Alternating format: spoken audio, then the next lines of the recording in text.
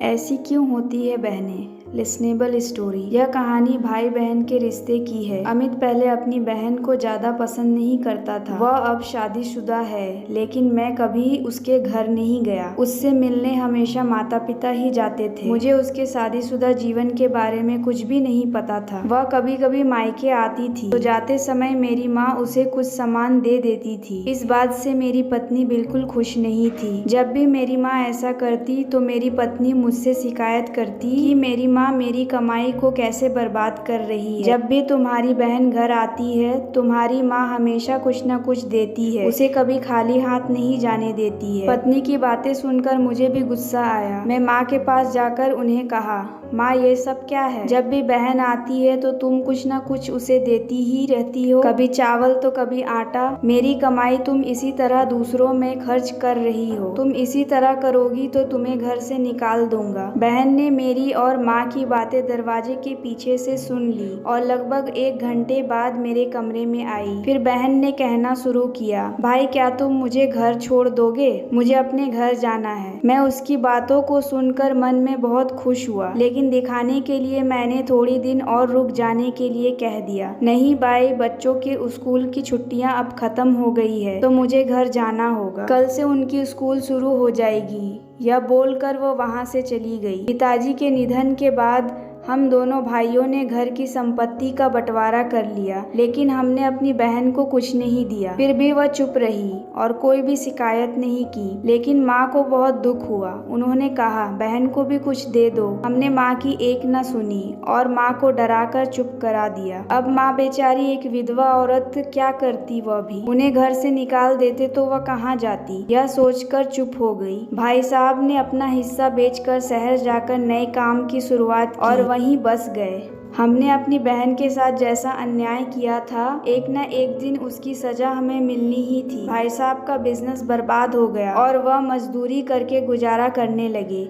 मेरे बड़े बेटे को कैंसर हो गया और उसके इलाज में लाखों रुपए खर्च हो गए। जो कुछ भी मेरे पास था सब कुछ खत्म हो गया। यहाँ तक कि खाने के लिए भी पैसे नहीं थे। घर में राशन भी नहीं था और मुझे कर्ज लेना पड़ा। मैं अपने कमरे में अकेला बैठा था और बहुत दुख में था। लेकिन जब मेरी बहन घर आई तो मेरी पत्नी ने कहा आ गई। उसे देखकर मेरा गुस्सा और भी बढ़ गया, लेकिन मैंने अपने गुस्से को दबा दिया। वह मेरे बच्चे के पास गई, उसे देखा और फिर मेरे पास आई। उसने कहा, भाई क्या तुम परेशान हो। मेरे सर पर अपना हाथ फेरते हुए कही, बचपन से तुम्हें अपनी गोद में खिलाया है, तुम्हारी बड़ी बहन हूँ। अब तुम मेरे से भी बड़े हो गए हो क्या।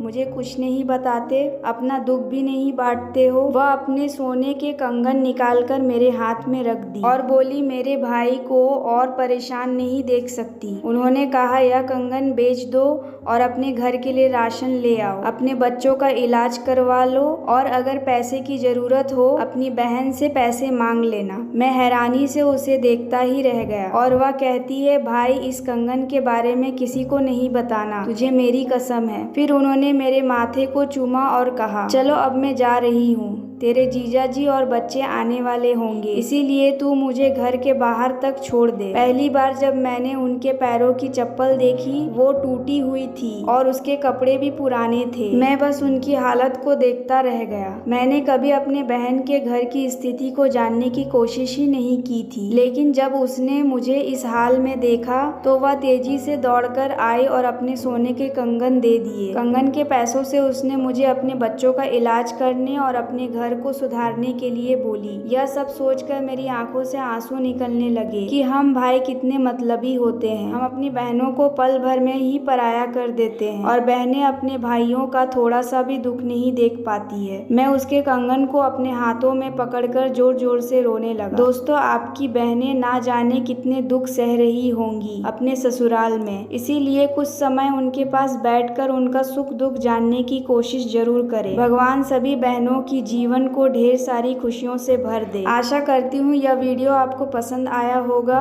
इस वीडियो पर आपकी क्या राय है हमें कमेंट करके जरूर बताएं। वीडियो पसंद आया हो तो लाइक और शेयर करना बिल्कुल ना भूलें। अगर चैनल पर नए हो तो चैनल को सब्सक्राइब जरूर कीजिए। वीडियो देखने के लिए, कहानी सुनने के लिए आपका बहुत बहुत धन्यवाद।